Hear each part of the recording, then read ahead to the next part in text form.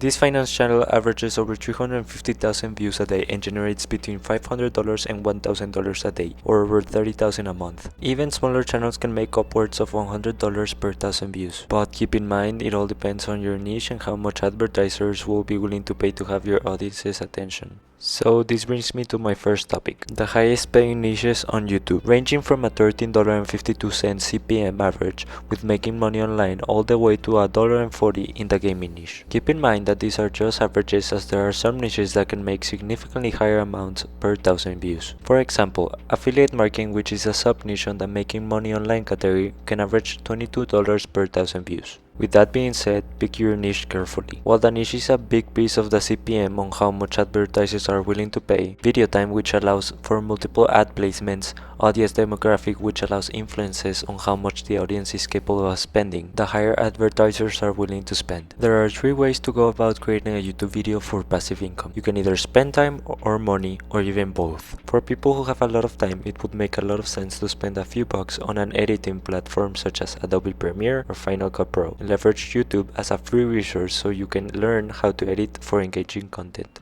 If you don't have a lot of time but have capital, then you might be able to automate using sources other than yourself. Websites like Upwork and Fiverr have thousands of freelance workers that have listings for all aspects of the video creation process. Voiceover, thumbnail creation, and video editing for as little as $5 and as high as $1,000. But remember, you could do all of this on your own with hard work and determination, because all it takes is one video. This brings me to the highest debated question. Is it quality or quantity that matters for a YouTube channel to start racking views? While the majority of YouTube channels take years to take off and lots of content to get picked up by the YouTube algorithm, this ultimately results in these YouTube creators getting better and better over time. When a video starts attracting viewers, it is actually well crafted, it engages and retains the viewer. With that being said, quality always wins. There are multiple examples of channels posting their first thoughtful and well executed YouTube video that led to monetization. There are examples of YouTube channels that post every 6 months and still manage to get millions of views,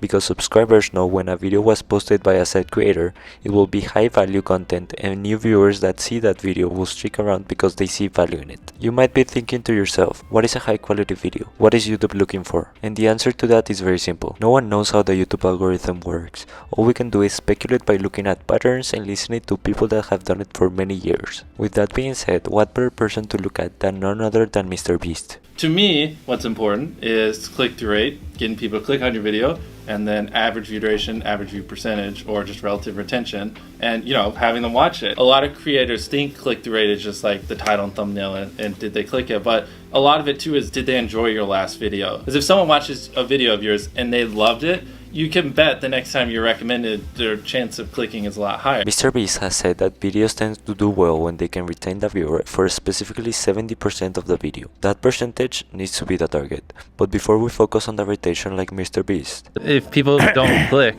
they don't watch, so you want to give them something to click. we need people to click on the video, and we should be aiming at a range of 10 to 20% click-through rate. But remember that no one was born being an expert at anything, but the most successful YouTubers are the ones that have passion and curiosity for the things they share. Be sure to subscribe to follow along for this journey and comment your thoughts on quality versus quantity.